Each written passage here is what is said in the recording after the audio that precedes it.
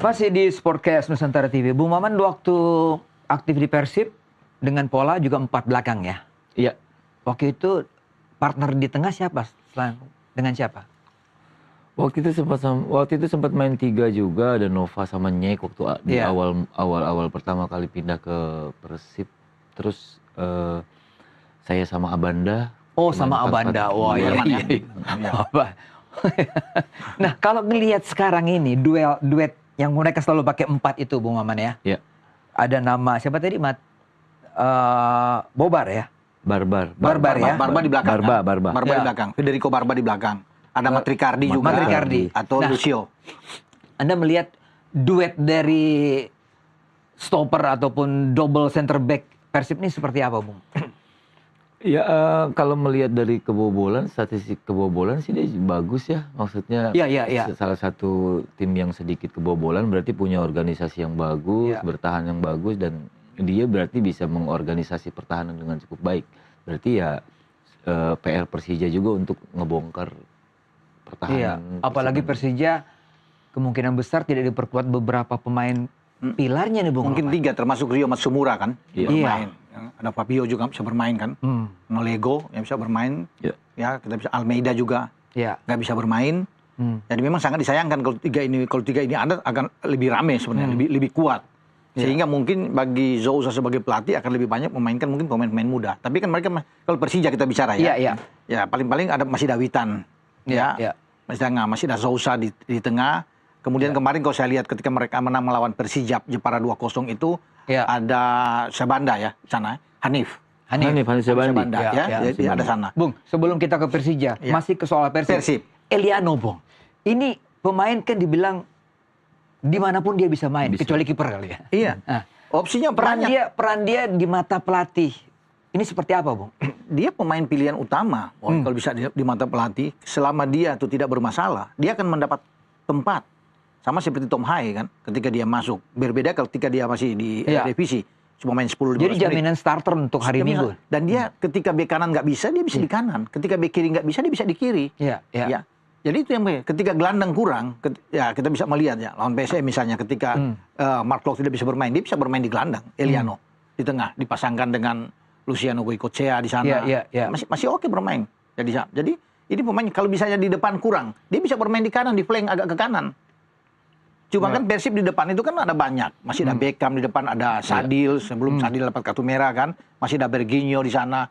Tapi anak ini bisa dalam bertahan dan dalam menyerang. Bagus. Di back modern enak untuk seorang Eliano Reinders. Gitu. Jadi pasti dia akan dimainkan. Kemarin kan lawan Kediri dia nggak main sama Barba. Tapi sekarang tenaga dia dibutuhkan. Dia bermain. Kalau di Kediri kan Kakang di kanan, kemudian ada Dewa di banyak kiri, pilihan kan? Ada Kakang. Karena kedalaman Persib pun ini semua mumpuni ya. Tapi yang menarik soal Beckham Putra nih, Bung. Peran kalian serangan Persib banyak dari dia ya, Bung ya. Karena dia punya kapabilitas, skill bagus, sama crossingnya memang dahsyat sih. Iya, ada beberapa umpan di asis dia. Dari zaman saya main Beckham ini selalu menjadi salah satu yang harus diwaspadai, karena dia meskipun waktu saya zaman main dia masih muda, tapi dia ketika dia main dia banyak merepotkan tim lawan. Terutama ketika dia bisa menarik pemain belakang untuk ke dia ya. Betul, dan dia memberikan ruang kepada. Betul, dan dia dimainkan starting ataupun sebagai pengganti, tetap dia punya kualitas menjadi pembeda ketika jadi pemain yang datang dari bangku cadangan. Duitnya dengan Haye jadi nih, Bung. Bung Ropan ya. Oke.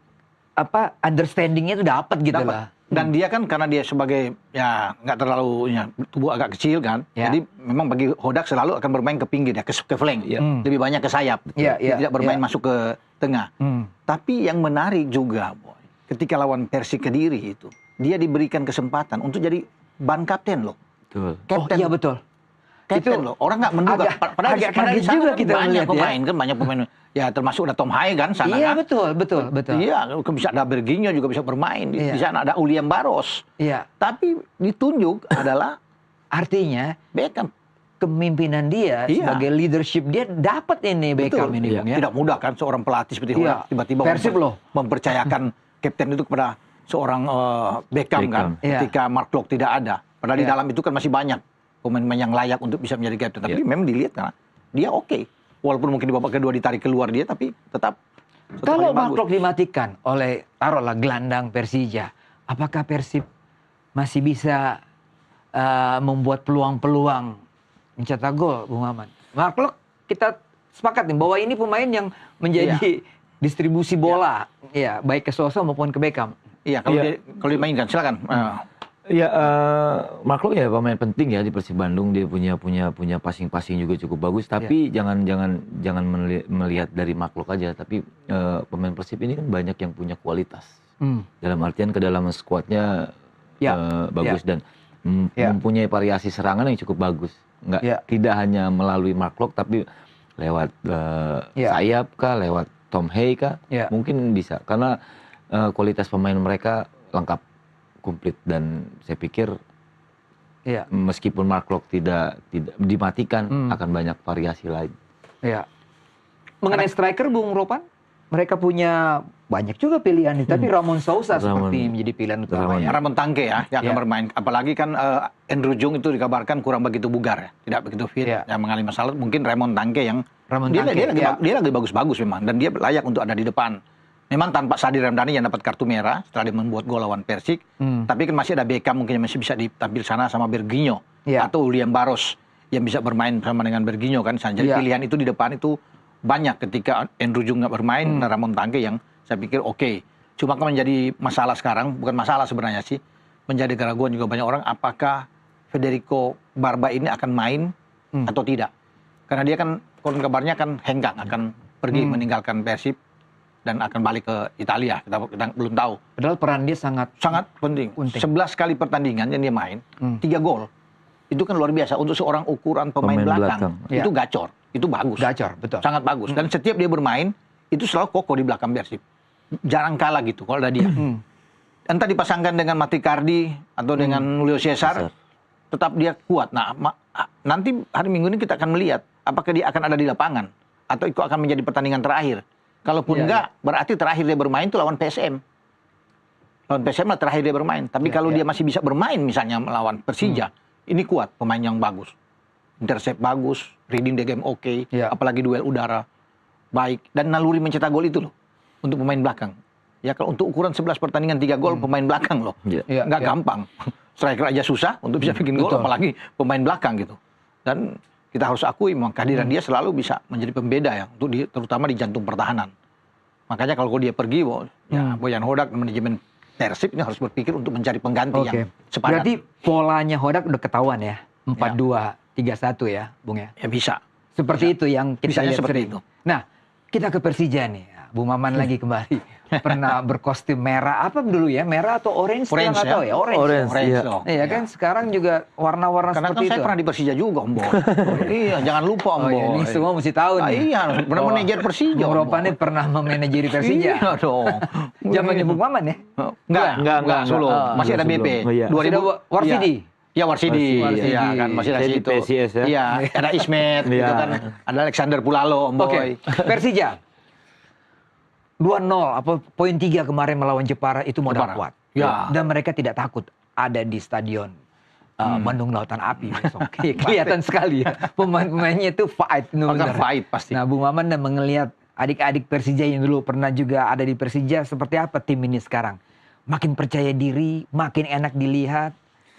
Ya kalau saya melihat sih ya makin percaya diri ya. Dia punya kualitas, terus punya variasi serangan cukup baik meskipun di awal-awal musim sempat asik menyerang, tapi belakangnya agak sedikit ketika ada counter attack ada sedikit kewalahan. Tapi sekarang sudah kalau saya melihat udah mulai diperbaiki, udah mulai dievaluasi dan sudah mulai seimbang antara menyerang dan bertahan.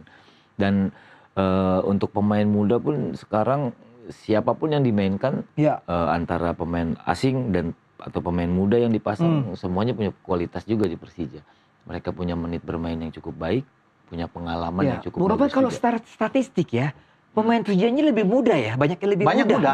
Banyak muda. Ini menarik. U23 aja ada Donitri kan, Raihan Hanan di sana. Dan ketika lawan Persija kemarin kan 2 gol mereka kan dibuat oleh pemain yang masih muda kan.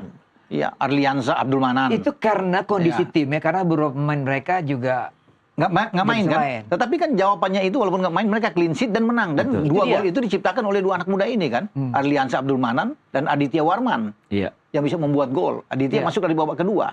Iya. Dan itu kan ini bagus, modal bagus bagi Sousa sebagai pelatih karena ada 2 pemain yang tidak panik, tidak takut, tidak nervous bermain gitu loh. Bu Oman, kalau nih Jordi Amat juga tidak bisa main besok.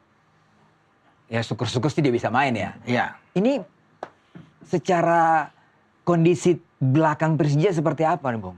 Ada pengaruh nggak dengan duetnya dengan Rido? Atau ya penggantinya juga bisa menutup kelemahan Persija? Kalau ya kita tahu Jordi Amat ini penting di lini belakang Persija. Tapi penggantinya pun kalaupun sampai tidak main, penggantinya pun saya masih sangat percaya dengan kualitas penggantinya. Thales ya? Iya, Thales ya? Hansa Muyama di situ. Iya. Saya pikir nggak ada kekhawatiran untuk Persija ketika kehilangan Jordi Amat. Iya, ya. Memang Rido lah. Rido ini tidak tergantikan ya? Tidak tergantikan ya. Kapten tim, leader di dalam lapangan. Iya. Dewasa. Ya. Dia mampu dalam tekanan pun dia mampu memberikan suntikan kepada rekan-rekannya, Bung. Iya. Dan saya menambahkan tadi memang kemarin kan Jordi tidak bermain ketika lawan Jepara. Iya. Termasuk Maxwell. Salah satu pencetak gol mereka yang bagus ya. Iya. Dan tidak ada pengaruh ya karena mereka bisa menang. Tapi pun kalau nggak ada kan sudah ada jawaban tadi. Thales sama Rido akan bermain. Berarti bermain dengan 4 back juga, Boy. Iya, 4-4-2. 4-4-2. Ini kayak khas Brazil banget ini, Bung ya. Atau 4-4-2 bisa Brazil bermain. Banget ini. Betul. Karena di belakang itu kan mereka masih oke kalau saya pikir. Donitri juga ada di sana kan. Ada Cordos. Kalau Rido dan Thales ada di center back, berarti di kiri ada Donitri kan bisa ini. Di kanan ada Bruno. Iya, selain Bruno mereka masih punya Rio Fahmi pemain muda. Bruno tuh bisa juga main di gelandang sayap, Bung. Dia di gelandang. Bisa bermain di gelandang juga. Bruno bisa bermain. Rio Fahmi juga kan ada pemain muda mereka kan. Bisa ada di sana. Jadi saya pikir oke. Di depan dengan 2 striker, kalau Maxwell bermain lebih oke. Walaupun mereka masih punya Alano kan. Dengan Excel. Iya. Ada Excel, jadi bagus. Kalau bermain makan dengan 4-3-3, wah ini lebih kesan Alano, Excel dan Maxwell dimainkan lebih dulu. Kalau mereka ingin menang kan. Karena ini kan pertaruhan hidup mati harus menang. Langsung 3 pemain depan itu dimainkan lebih enak. Sousa yang mengendalikan di tengah kan. Berani tidak ya pelatih? Ya. Pelatih Persija memasang 3 sekaligus. Kan mereka memilih kalau ingin menang sekali kan pilihan kan antara menang atau kalah kan. Pasti itu yang akan dipilih. Walaupun imbang sebenarnya bagi Persija kan oke. Iya. Udah bagus buat mereka. Iya. Gitu. Kalau melihat tengahnya duet Thales dengan Rido ini udah teruji ya, Bung? Udah teruji, udah beberapa pertandingan mereka main dan hasilnya cukup bagus. Rido tahu persis pergerakan Beckham, pergerakan Haye, Bung. Iya dong, pasti. Pasti mereka sudah terbiasa kan. Donitri juga tahu persis pergerakan